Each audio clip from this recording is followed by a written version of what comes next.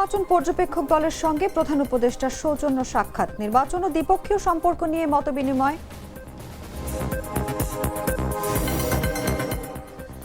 জাতীয় নির্বাচন ও গণভোট উপলক্ষে শিক্ষা প্রতিষ্ঠানে টানা 5 দিনের ছুটি। 11 থেকে 15 ফেব্রুয়ারি পর্যন্ত বন্ধ থাকবে সব শ্রেণীকক্ষ কার্যক্রম। নির্বাচনকে ইতিহাসের সবচেয়ে নিরাপদ করতে সর্বোচ্চ প্রস্তুতি জানিয়েছেন আইজিপি। সারা দেশে পুলিশ, আনসার, সেনা সহ 1.5 কোটির বেশি আইনশৃঙ্খলা বাহিনী মোতায়েন। গর্ডি হাওয়া আন্তর্জাতিক সেতু ঘিরে যুক্তরাষ্ট্র কানাডা উত্তেজনা, কানাডাকে পূর্ণ ক্ষতিপূরণ না দিলে সেতু খুলবে না ট্রাম্পের হুঁশিয়ারি। এবং এক দশক পর বিশ্বকাপে এহসান আদিল এবার যুক্তরাষ্ট্রের জার্সিতে, জন্মভূমি পাকিস্তানের বিপক্ষে অভিষেকের সম্ভাবনা।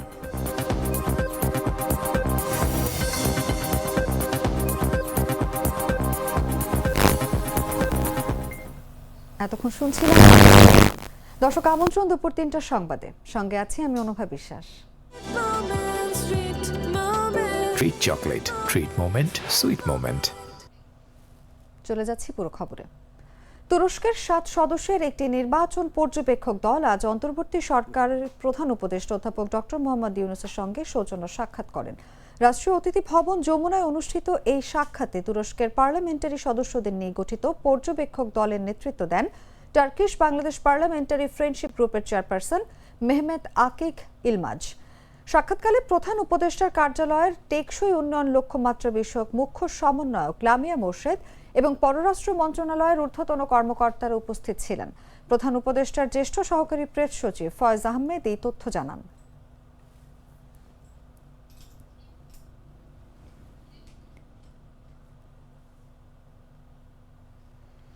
নির্বাচনকে দেশের ইতিহাসে সবচেয়ে নিরাপদ হিসেবে আয়োজন করতে সর্বোচ্চ প্রস্তুতি নিয়েছে আইনশৃঙ্খলা রক্ষাকারী বাহিনী। পুলিশের মহাপরিদর্শক বাহরুল আলম জানিয়েছে, 12 ফেব্রুয়ারি জাতীয় সংসদ নির্বাচন উপলক্ষে সারা দেশে প্রায় 1,87,000 পুলিশ, 6 লাখ আনসার, বিজিবি এবং প্রায় 1 লাখ সেনা মোতায়েন থাকবে। ঝুঁকিপূর্ণ কেন্দ্র আমরা প্রাথমিকভাবে যেটা করেছিলাম 8,770টি, মধ্যম ঝুঁকিপূর্ণ প্রায় 16,000 এবং সাধারণ 16,000, এরকম রাফলি আমাদের হিসাব ছিল। এগুলো তো খুব আরবিট্রারি, একবারে ডেফিনেটলি বলা যায় না। তারপরেও সবচেয়ে ঝুঁকিপূর্ণ এবং মধ্যম ঝুঁকিপূর্ণ ধরলে 8 আর 16 24,000-এর মতো হয়, রাফলি half of the total number. এগুলোই আমরা বডি ক্যাম দিয়ে চেষ্টা করবো কাভার করতে। এখন আপনি যে আনফর্চুনেট ঘটনাটার কথা বললেন, আসলে একটা পুলিশ আপনারা জানেন একটা ফোর্স, মানে এই ফোর্সটা তো সেই আমাদের পুরনো ফোর্সই। আমরা তো শুধুমাত্র যারা মানবতা বিরোধী অপরাধ করেছে, যেগুলো তদন্তে এসছে, সেরকম অফিসার এবং ফোর্সদেরকে আমরা বিচারের জন্য পাঠিয়েছি। কিন্তু বাই অ্যান্ড লার্জ আমাদের পুরনো ফোর্সটাই রয়ে গেছে। আমাদের চেষ্টা ছিল গত 1 বছরে তাদেরকে রিট্রেন করা। এখন 15 বছরের ফ্যাসিস্ট শাসনের যে সংস্কৃতি, এর মধ্য দিয়ে যে অভ্যাস এবং বদভ্যাস গড়ে উঠেছে, সেগুলোকে 1 বছরে আমরা পারিনি আসলে দূর করতে, এবং এর জন্য এসব আনফর্চুনেট ইনসিডেন্টগুলো হয়। তো আমাদের চেষ্টা থাকবে এই শুদ্ধতা আনার। ত্রয়োদশ জাতীয় নির্বাচন ও গণভোট উপলক্ষে দেশের সব শিক্ষা প্রতিষ্ঠানে টানা 5 দিনের ছুটি ঘোষণা করা হয়েছে। শিক্ষা মন্ত্রণালয়ের সিদ্ধান্ত অনুযায়ী আগামীকাল 11 ফেব্রুয়ারি থেকে চলতি মাসের 15 তারিখ পর্যন্ত শ্রেণীকক্ষের সব কার্যক্রম বন্ধ থাকবে। 11 ও 12 ফেব্রুয়ারি সরকার ঘোষিত সাধারণ ছুটি, এরপর 13 ও 14 ফেব্রুয়ারি যথাক্রমে শুক্রবার ও শনিবার হওয়ায় সাপ্তাহিক ছুটি পড়বে। আগামী 15 ফেব্রুয়ারি শ্রী শ্রী শিবরাত্রি ব্রত উপলক্ষে আরও একটি ধর্মীয় ছুটিও থাকবে। এই সব মিলিয়ে শিক্ষা প্রতিষ্ঠানগুলোতে টানা 5 দিনের ছুটি নিশ্চিত হয়েছে। এটি চলতি বছরের শিক্ষা প্রতিষ্ঠানগুলোর প্রথম বড় ছুটি হিসেবে ধরা হচ্ছে এবং শিক্ষা মন্ত্রণালয়ের বার্ষিক ছুটির তালিকা অনুযায়ী এটি এই বছরের 5ম ছুটিও হবে। অন্যদিকে 11 ফেব্রুয়ারি নির্বাচন উপলক্ষে সরকারি ছুটি ঘোষণা করা হয়েছে। তদুপরি নির্বাচনের আগের দিন অর্থাৎ 10 ফেব্রুয়ারি শিল্পাঞ্চলের শ্রমিকদের জন্য সাধারণ ছুটি থাকবে বলে জানানো হয়েছে।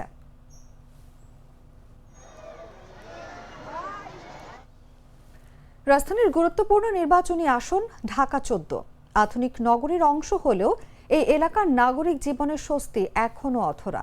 রান্নার গ্যাস সংকট, জলাবদ্ধ সড়ক আর শিশুদের খেলার মাঠের অভাব, নিত্যদিনের এসব সমস্যায় ক্লান্ত এখানকার বাসিন্দারা। আসন্ন নির্বাচন সামনে রেখে উন্নয়নের প্রতিশ্রুতি দিচ্ছেন প্রার্থীরা, তবে ভোটের পর সেই প্রতিশ্রুতি কতটা বাস্তবায়ন হবে সেটাই এখন বড় প্রশ্ন। ফারহান আহমেদ কাউসারের পাঠানো তথ্যচিত্রে বিস্তারিত জাগো ডেস্ক রিপোর্টে।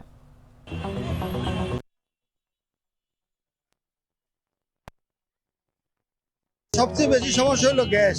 অনেক দিন যাবত জলাবদ্ধতার সমস্যা। রাজধানীর গুরুত্বপূর্ণ আসনগুলোর একটি ঢাকা 14 আধুনিক নগরীর অংশ হলেও এখানকার বাসিন্দারা এখনো নিত্যদিনের নানা সমস্যায় জর্জরিত।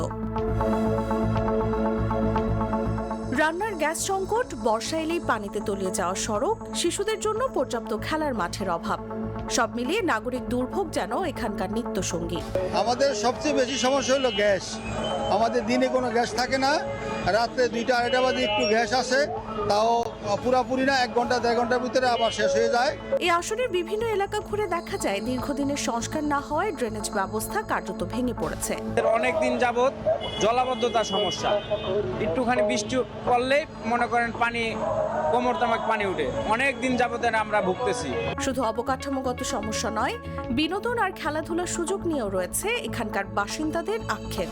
আমরা বিভিন্ন এলাকাতে পাঠাগার চেয়েছি, খেলার মাঠ চেয়েছি, জেনজিদের উপযোগী বিভিন্ন জিনিস করার জন্য আমরা প্রস্তাব দিয়েছি, যেন সেগুলি করে জেনজিদেরকে ওখান থেকে মুক্ত করে তাদেরকে একটা আনন্দ বিনোদনের জায়গা তৈরি করে দিতে পারে। আসন্ন নির্বাচনে ঢাকা 14 আসনে বড় রাজনৈতিক দলগুলোর প্রার্থীরা মাঠে রয়েছেন। 11 দলীয় জোটের প্রার্থী ব্যারিস্টার আরমান এবং বিএনপির প্রার্থী সঞ্জিদা ইসলাম তুলি প্রচারণায় নেমে উন্নয়ন ও সমস্যা সমাধানের নানা প্রতিশ্রুতি দিচ্ছেন। বনগাঁও কাউন্ট দেওয়ার জন্য আমাদের সবচেয়ে প্রধান প্রায়োরিটি যেটা একটা ব্রিজ। গতকালকে আমাদের চেয়ারম্যান জনাব চারেক রহমান এসেছিলেন।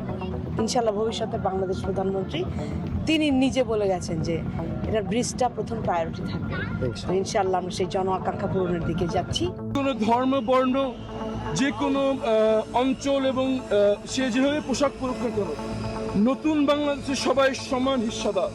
তাদের অধিকার, তাদের অপরচুনিটি সবকিছু হবে আইন এবং সংবিধান অনুযায়ী। কাউকে তাদের লিঙ্গ, তাদের ধর্ম, তাদের রাজনৈতিক বিশ্বাসের কারণে কোনো রকম বৈষম্য করা হবে না। বছরের পর বছর ধরে প্রতিশ্রুতি আর আশ্বাস শুনে ক্লান্ত ঢাকা 14 আসনের মানুষ। উন্নয়নের গল্প শোনা গেলেও বাস্তবতায় মেলেনি স্বস্তি। তাই এবারে নির্বাচন ঘিরে তাদের প্রত্যাশা একটাই, নির্বাচনের আগে নয়, ভোটের পরেও যেন কথা রাখা হয়। ফরিদপুর 2 আসনের সালথা উপজেলায় বিএনপি নির্বাচনী জনসভা চলাকালে হঠাৎ অসুস্থ হয়ে সিদ্দিক মাতুব্বর নামে বিএনপি সমর্থক এক বৃদ্ধের মৃত্যু হয়েছে। সোমবার সন্ধ্যা 6:30টার দিকে তিনি চিকিৎসাধীন অবস্থায় মারা যান। সিদ্দিক মাতুব্বর সালথা উপজেলার সোনাপুর গ্রামের বাসিন্দা ও মৃত খালেক মাতুব্বরের ছেলে। স্থানীয় ও পুলিশ সূত্রে জানা গেছে, সোমবার বিকেলে সালথা সরকারি মডেল হাই স্কুল মাঠে বিএনপির নির্বাচনী জনসভা অনুষ্ঠিত হয়।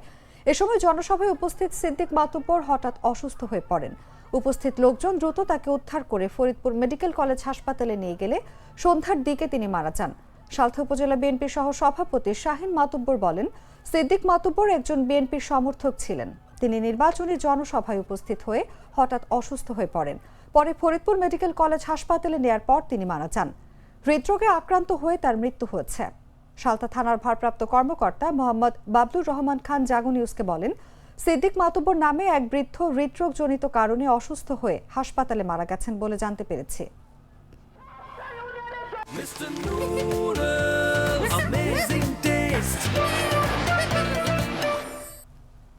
বাগেরহাটে অগ্নিকাণ্ডে 15টি দোকান পুড়ে গেছে। এতে প্রায় 1.5 কোটি টাকার ক্ষতি হয়েছে বলে দাবি ক্ষতিগ্রস্ত ব্যবসায়ীদের। মঙ্গলবার ভোররাতে শহরের পুরাতন লঞ্চঘাট এলাকায় মুক্তিযোদ্ধা নিক্সন মার্কেটে এই অগ্নিকাণ্ড ঘটে। খবর পেয়ে বাগেরহাট ফায়ার সার্ভিসের 2 ঘন্টা চেষ্টার ফলে আগুন নিয়ন্ত্রণে আসে। প্রত্যক্ষদর্শীরা জানান, প্রতি বছরের ন্যায় এই বছরও মুক্তিযোদ্ধা নিক্সন মার্কেটে শীতের কাপড় বিক্রি করতে অস্থায়ীভাবে 15টি দোকান দিয়েছিল ব্যবসায়ীরা। হঠাৎ রাতে কিভাবে আগুন লেগেছে তা কেউ জানাতে পারেনি। দাউ দাউ করে আগুন জ্বলতে দেখে আমরা ফায়ার সার্ভিসে খবর দেই। পরে ফায়ার সার্ভিস এসে আগুন নিয়ন্ত্রণে আনে। ফায়ার সার্ভিসের senior station officer Sheikh Mamunur Rashid বলেন, খবর পেয়ে সঙ্গে সঙ্গে আমরা দ্রুত ঘটনাস্থলে যাই। 2টি ইউনিট প্রায় 2 ঘন্টার চেষ্টায় আগুন নিয়ন্ত্রণে আনে। আগুন লাগার কারণ এখনো নিশ্চিত হওয়া যায়নি। দিয়ে আমাদের বাচ্চা কাচ্চার লেখাপড়া, আমার সংসার, তারপর আমার বাসা ভাড়া সব কিছুই তো আমাদের এই এর উপরে নির্ভর। এখন এগুলো তো লোন টোন উঠে আমাদের আনা হয়েছে, এখন তো সব পুড়িয়ে ছাই হয়ে গেছে। শুনলাম রাত 2টা না 2:30টার সময় আগুন লাগিয়া আইসের তো এই সব পুড়িয়ে ছাই হয়ে গেছে, একেবারে সব নিঃস্ব হয়ে গেছে। রাজশাহীতে ট্রাক ও নসিমনের সংঘর্ষে 2 যুবক নিহত হয়েছে। মঙ্গলবার সকাল আনুমানিক 8টার দিকে পুঠিয়া নিমতলা বাজার সংলগ্ন এলাকায় এই দুর্ঘটনা ঘটে। নিহতরা হলেন মোহাম্মদ নাইম ও মোহাম্মদ হালিম। তারা দুজনেই রাজশাহী মহানগরের পূর্ব হরগ্রাম শেখপাড়া 2 নম্বর ওয়ার্ডের বাসিন্দা। নিহত মোহাম্মদ নাইম মিলনের ছেলে ও মোহাম্মদ হালিম মিনারুলের ছেলে। পুঠিয়া থানার ভারপ্রাপ্ত কর্মকর্তা ফরিদুল ইসলাম জানান, পুঠিয়ার দিক থেকে আসা একটি বালুবাহী ডাম্প ট্রাকের সঙ্গে বিপরীত দিক থেকে আসা তাহিরপুরগামী একটি মুরগিবাহী নসিমনের মুখোমুখি সংঘর্ষ হয়। সংঘর্ষে নসিমনটি দুমড়ে মুচড়ে যায়। এতে ঘটনাস্থলেই 2 জন মারা যান। ওসি আরও বলেন, দুর্ঘটনার পর স্থানীয়রা দ্রুত উদ্ধার কাজ শুরু করেন ও পুলিশকে খবর দেন। পরে পুলিশ ঘটনাস্থলে পৌঁছে মরদেহ উদ্ধার করে ময়না তদন্তের প্রস্তুতি নেয়। দুর্ঘটনার কারণ খতিয়ে দেখা হচ্ছে ও এই বিষয়ে আইনগত ব্যবস্থা প্রক্রিয়াধীন রয়েছে।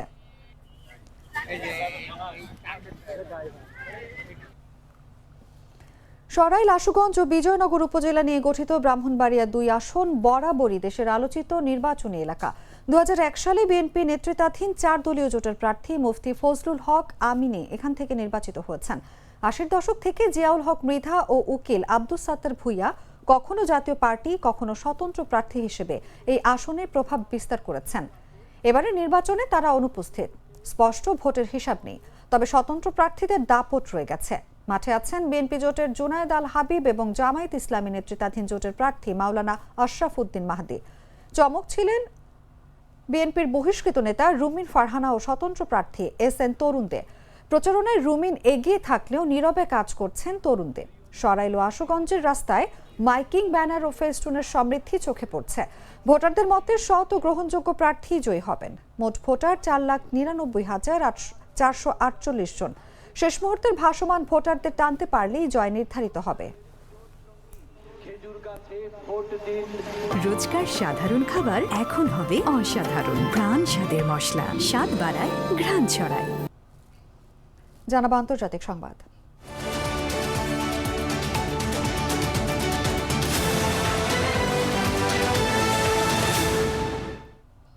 যুক্তরাষ্ট্র ও কানাডার মধ্যে নির্মাণাধীন গর্ডি হাউ আন্তর্জাতিক সেতু চালু না করার হুমকি দিয়েছেন মার্কিন প্রেসিডেন্ট ডোনাল্ড ট্রাম্প। তিনি বলেন, যুক্তরাষ্ট্র এতদিন কানাডাকে যা দিয়েছে তার পূর্ণ ক্ষতিপূরণ এবং ন্যায্য আচরণ ও সম্মান না পাওয়া পর্যন্ত এই সিদ্ধান্ত বহাল থাকবে। 2018 সালে $4.7 বিলিয়ন সেতুটির নির্মাণ কাজ শুরু হয়। কানাডায় জন্ম নেয়া কিংবদন্তি NHL তারকা গর্ডি হাউয়ের নামে নামকরণ করা হয় সেতুটি চলতি বছর উদ্বোধনের কথা। উইন্ডসর ডেট্রয়েট ব্রিজ অথরিটি তথ্য অনুযায়ী সেতুটি পুরোপুরি কানাডার অর্থায়নে নির্মিত হচ্ছে এবং এর যৌথ মালিক হবে কানাডা ও যুক্তরাষ্ট্রের মিশিগান অঙ্গরাজ্য সরকার। ট্রাম্পের দাবি, অন্টারিও ও মিশিগানকে যুক্ত করা এই সেতুর অন্তত অর্ধেক মালিকানা যুক্তরাষ্ট্রের হওয়া উচিত। ট্রুথ সোশ্যালে তিনি লেখেন, ক্ষতিপূরণ ও ন্যায়সঙ্গত আচরণ নিশ্চিত না হওয়া পর্যন্ত তিনি সেতু চালু হতে দেবেন না। তিনি আলোচনায় বসার কথাও জানান। ৭৯ বছর বয়সী এই রিপাবলিকান নেতা অভিযোগ করেন, সেতুর 2 পাশেই কার্যত কানাডার নিয়ন্ত্রণে এবং নির্মাণে প্রায় কোনো মার্কিন পণ্য ব্যবহার হয়নি। পাশাপাশি তিনি কানাডার চীনের সঙ্গে ঘনিষ্ঠতা নিয়ে ক্ষোভ প্রকাশ করেন। 2025 সালের জানুয়ারিতে ক্ষমতায় ফেরার পর থেকেই বাণিজ্য ইস্যুতে কানাডার সঙ্গে ট্রাম্পের টানাপোড়েন চলছে। অন্যদিকে কানাডার প্রধানমন্ত্রী মার্ক কার্নি সতর্ক করে বলেছেন, যুক্তরাষ্ট্রের নেতৃত্বাধীন বৈশ্বিক ব্যবস্থা এখন ভাঙনের মুখে।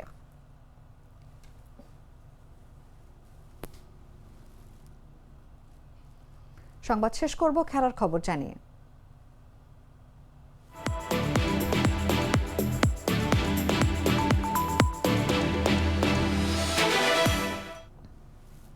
ওয়াটসন ওয়াহাব রিয়াজের সেই লড়াই ক্রিকেট প্রেমীদের মনে আজও দাগ কেটে আছে।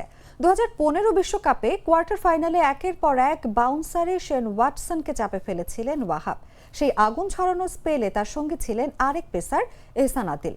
তবে ম্যাচটি জিততে না পারায় আদিলের অবদান খুব একটা আলোচনায় আসেনি। স্টিভ স্মিথকে আউট করা ছাড়া বড় কোনো ছাপ রাখতে পারেননি তিনি।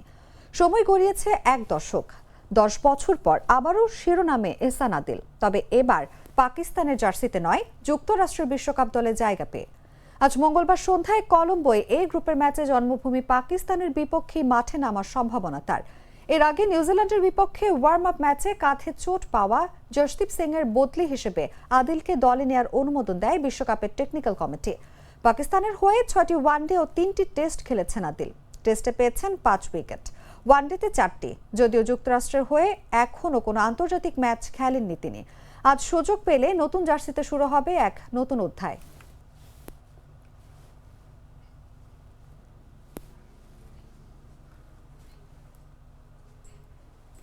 সংবাদ শেষ করার আগে শিরোনামগুলো জানিয়ে দিচ্ছি আরো একবার।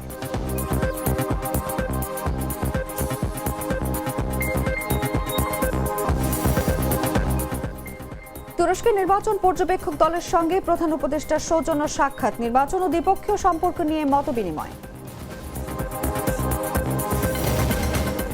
জাতীয় নির্বাচন ও গণভোট উপলক্ষে শিক্ষা প্রতিষ্ঠানে টানা 5 দিনের ছুটি। 11 থেকে 15 ফেব্রুয়ারি পর্যন্ত বন্ধ থাকবে সব শ্রেণীকক্ষ কার্যক্রম। নির্বাচনকে ইতিহাসের সবচেয়ে নিরাপদ করতে সর্বোচ্চ প্রস্তুতি জানিয়েছেন আইজিপি। সারা দেশে পুলিশ, আনসার সেনা সহ 1.5 কোটির বেশি আইনশৃঙ্খলা বাহিনী মোতায়েন। গর্ডিহাউ আন্তর্জাতিক সেতু ঘিরে যুক্তরাষ্ট্র কানাডা উত্তেজনা। কানাডাকে পূর্ণ ক্ষতিপূরণ না দিলে সেতু খুলবে না, ট্রাম্পের হুঁশিয়ারি। এবং 1 দশক পর বিশ্বকাপে এহসান আদিল এবার যুক্তরাষ্ট্রের জার্সিতে। জন্মভূমি পাকিস্তানের বিপক্ষে অভিষেকের সম্ভাবনা।